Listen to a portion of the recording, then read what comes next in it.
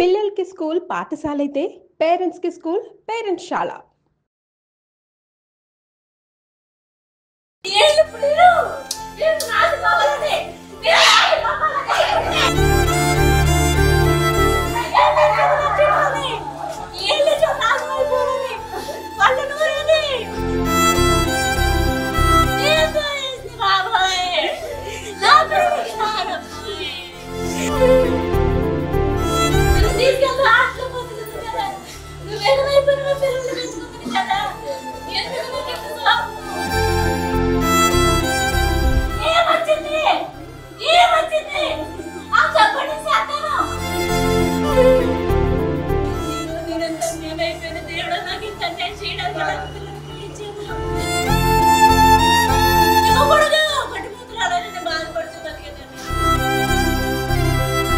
బతుకు ఆ ఊళ్ళని మన స్థలం కొనుక్కొని ఇల్లు కట్టుకొని మనం బతకాలే అన్న వాళ్ళందరూ అలాగే అంటారు. మనం అన్ని నష్టపోయాము, మనకు అది కాదు, పిల్లల్ని పెట్టేసి నువ్వు పనికి వెళ్ళని చెప్పాను.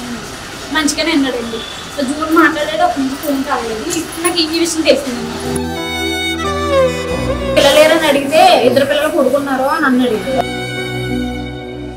సో ఈ ఘటనకు సంబంధించి ప్రస్తుతం తల్లి వచ్చారు. ఆవిడ ఇప్పుడు దుబాయ్లో ఉండి దుబాయ్ నుంచి వాళ్ళ పొద్దున వచ్చిన పరిస్థితి, ప్రస్తుతం అయితే చుట్టాలందరూ కూడా ఆవిడని ఓదార్చిన పరిస్థితి కనబడుతుంది. అమ్మా, ఎందుకని మీ ఇద్దరికి ఏమైనా గొడవ వచ్చింది అనేది వినబడుతుంది? అంటే భార్య భర్తల మధ్య గొడవ ఉందా? గొడవలేండి, చూసారు కదండి, వాయిస్ మెసేజ్ లేవు, మాకు ఏం గొడవలు లేవండి. అదే జరిగింది. ఆయన అప్పుల వల్ల ఏమన్నా ట్రబుల్ ఎవరన్నా డబ్బులు అడుగుతాను అన్నారండి. అది విన్నారు కదా, డబ్బులు అడుగుతాను 3 ఇస్తాను అన్నారు. ఆ 3 ఇచ్చిన డబ్బులు ఏమన్నా మిగిలితే నేను నీకు కొడతాను, కూల్ డ్రింక్ షాప్ అయినా కూడా 2000 అంత ఇవ్వాలి, ఇచ్చేసి నేను ఇల్లు ఖాళీ చేస్తానని చెప్పాడు నాకు. మీ పిల్లలతో చివరికి ఎప్పుడు మాట్లాడారు? 7వ తారీఖున మాట్లాడాను నేను. నాకు స్క్రీన్ షాట్ కూడా ఉంది. 7వ తారీఖున ఏమన్నారు అప్పుడు మీ పిల్లలు? ఏమనలేదండి, చక్కగా మాట్లాడారండి. తలదూకమ్మా, పక్కన అక్కలు ఉన్నారు కదా, మా అమ్మ జడేయమందని చెప్పు, పంపు, నాన్న కుదరట్లేదు కదా అంటే సరే అని అన్నదండి. నాన్న ఇబ్బంది పెడుతున్నారని, నాన్న కొడుతున్నాడని? అలా ఏం లేదండి, అలా ఏం చెప్పలేదు. మా ఆయన కొట్టాడండి పిల్లల్ని, అసలు కొట్టాడండి, మా ఆయన పిల్లల్ని కొట్టాడండి.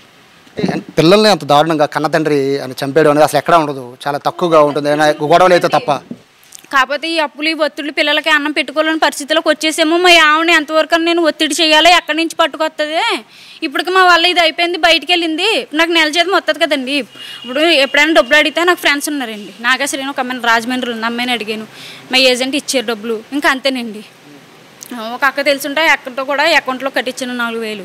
ఇంక మా ఆవిడ ఎక్కడైనా తెస్తుంది, దానికల్ ఫ్యామిలీ లేదా ఎవరన్నా అడుగుతుంది, ఇంకా మా వల్ల కాదు అని చెప్పేసి ఇలా అయి ఉండాలండి, అంతేనే. మీ పిల్లలు అంటే ఇప్పటికీ 5 రోజులు అయిందమ్మా, మీ పిల్లలతో 6 రోజులు అయింది కదా, మీ పిల్లలతో మాట్లాడాలి అని ట్రై చేశారా?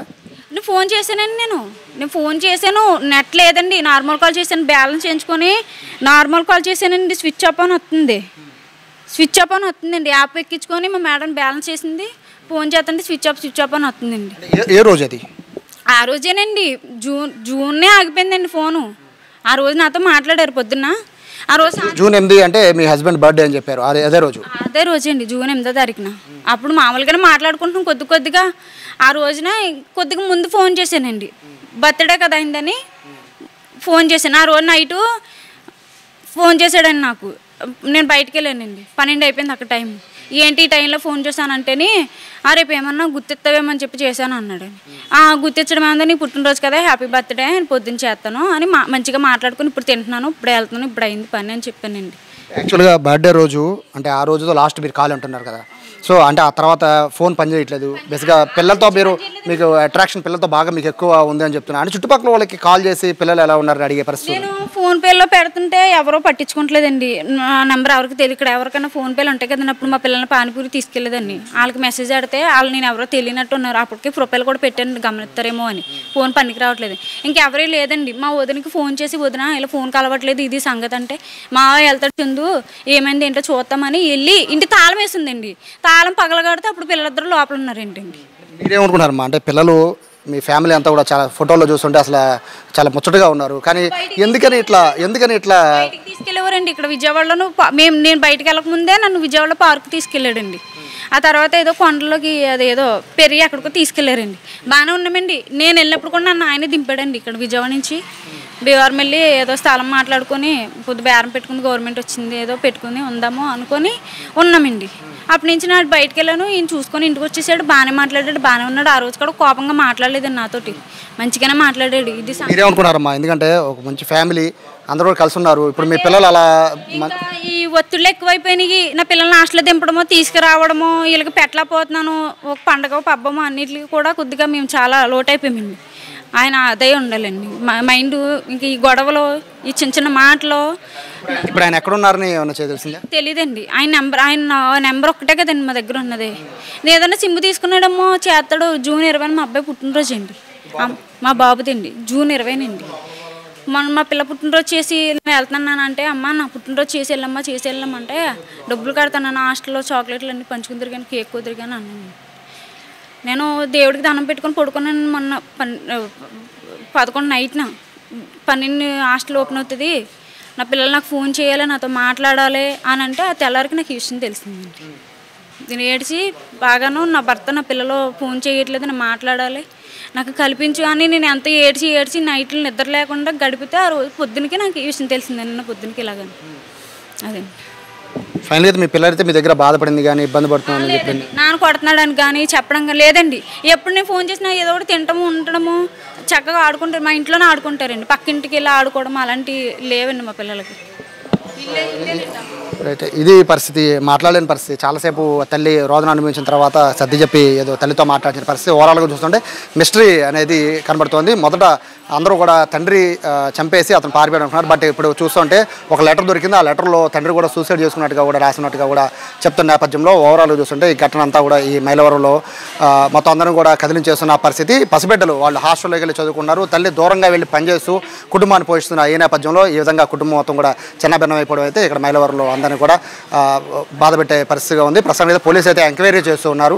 ఘటన జరిగిన తీరు, అలాగే ఘటన జరిగిన తర్వాత తండ్రి ఎక్కడికి వెళ్ళిపోయాడు, అలాగే తండ్రి ఫోన్ స్విచ్ ఆఫ్ అయిపోవడంతో ట్రేసింగ్ చేసే పరిస్థితులు ఉన్నారు. లెటర్లో రాసినట్టు విధంగా ఫెర్రీలో ఒకవేళ దూకి చనిపోయి ఉంటాడా అని ఇటువంటి అంశాలను కూడా వాళ్ళు గమనిస్తున్న పరిస్థితి కనబడుతుంది. ప్రస్తుతం ఆ పిల్లల తాత ఉన్నారు మనతో. నమస్తే అండి. అంటే మీరు ఇక్కడే ఉంటున్నారు కదా, ఇప్పుడు ఆవిడంటే వాళ్ళ తల్లి అంటే దూరంగా వెళ్ళి పనిచేస్తుంది, తండ్రి అంటే ఇక్కడ పనిచేస్తున్నారు. అంటే పిల్లలు ఎట్లా ఉన్నారు ఏంటి అని రెగ్యులర్గా చూడడానికి మీరు వెళ్తూ ఉంటారు కదా, అంటే ఎప్పుడు వెళ్ళారు మీరు? పిల్లల్ని ఎప్పుడు చూస్తారు లాస్ట్? అయితే పోయిన శుక్రవారం నేను ఇంటికి వెళ్ళాను. ఇంటికి వెళ్తే కాసేపు ఉండి పిల్లలతో మాట్లాడి వాళ్ళు అన్నం తినే టైం అయితే ఇక కాసేపు ఉండి నేను వచ్చేసాను.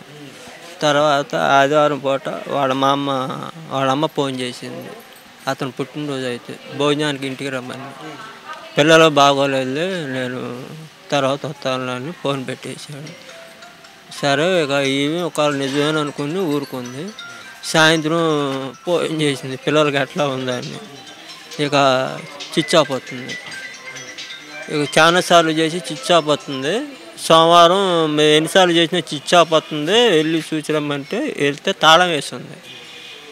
సరే ఈలోపు మంగళవారం కూడా 2-3 సార్లు వెళ్ళాము, తాళం వేస్తుంది. దగ్గరికి అక్కడికి వెళ్ళంగానే కొద్దిగా తాళం వేసి ఉండే బయటకు ఒకవేళ బేవారం వెళ్ళారు మళ్ళీ అని చెప్పి నేను అనుకుని వచ్చేస్తున్నాను.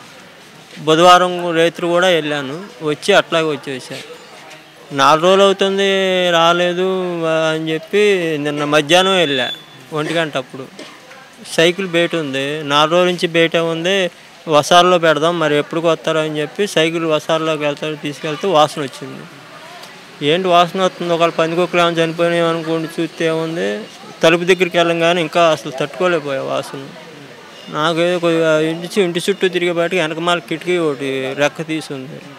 ఆ రెక్కలోంచి చూస్తే బట్టలు అవి అడ్డం ఉన్నాయి. కొద్దిగా పిల్లోడిది కాలు కొద్దిగా కనిపిస్తుంది మడం. ఏం మడంలాగా ఉందని చెప్పి పక్కకు వచ్చి ఒక కర్ర తీసుకుని ఆ బట్టల పక్క లాగా ఆ బట్టలు పక్క లాగే బట్టి పిల్లోడు ఇక మేము తట్టుకోలేక అక్కడ ఇదైపోయా, పడిపోయా. పాపం పక్కన వాళ్ళు అప్పుడు రోడ్డు అంటే వెళ్ళేవాళ్ళు ఎవరో వచ్చి ఆ తలుపులు కొద్దిగా ఇచ్చేసి వెళ్ళారు. ఈలోపు ఎస్ఐ గారు, సిఐ గారు వీళ్ళంతా వచ్చారు. అది జరిగింది. అక్కడ మీరు లోపలికి వెళ్ళి చూశారు కదా, అంటే పిల్లలు ఒకరి మీద ఒకరు చేసి పడుకుని ఉన్నారు కదా, అంటే అది చూస్తుంటే మరి లోపలికి వెళ్ళిపోయానండి. అది పగలకొట్టి చేసేలోపు ఈలోపు జనం రావటం పోలీసు వాళ్ళు రావడం జరుగుతుంది. నాకు ఏమి చేయాలో అర్థం కావట్లా. అతని మీద అనుమానిస్తున్నారు అందరూ కూడా, అంటే అతను చంపేసి అతను కూడా చనిపోయాడు అనేది కూడా వస్తుంది. అంటే మీకేమన్నా ఇన్ఫర్మేషన్ ఏమన్నా ఇచ్చారా? అంటే ఇట్లా ఇబ్బంది ఉంది, ఆర్థికంగా ఇబ్బంది ఉంది ఫ్యామిలీలో అని కానీ ఏమన్నా మాట్లాడారు మీతో? అతను ఏమన్నా మీతో మాట్లాడారా? అంటే ఇట్లా ఇట్లా జరిగింది, పిల్లల్ని నేను చూసుకోలేకపోతున్నాను ఇట్లా మాటలు ఏమన్నా మాట్లాడారా? ఏం లేదు, మామూలుగానే మాట్లాడాడు. సరే మీరు అన్నం తినండి, ఇక నేను వెళ్తున్నాను అన్నాను అని చెప్పి నేను వచ్చా. ఇక అదే లాస్ట్ మాట్లాడుతాం. పిల్లలు ఏమన్నా చెప్పారా? పోనీ మా నాన్న ఇబ్బంది పెడుతున్నాడు అని ఏమన్నా చెప్పారా?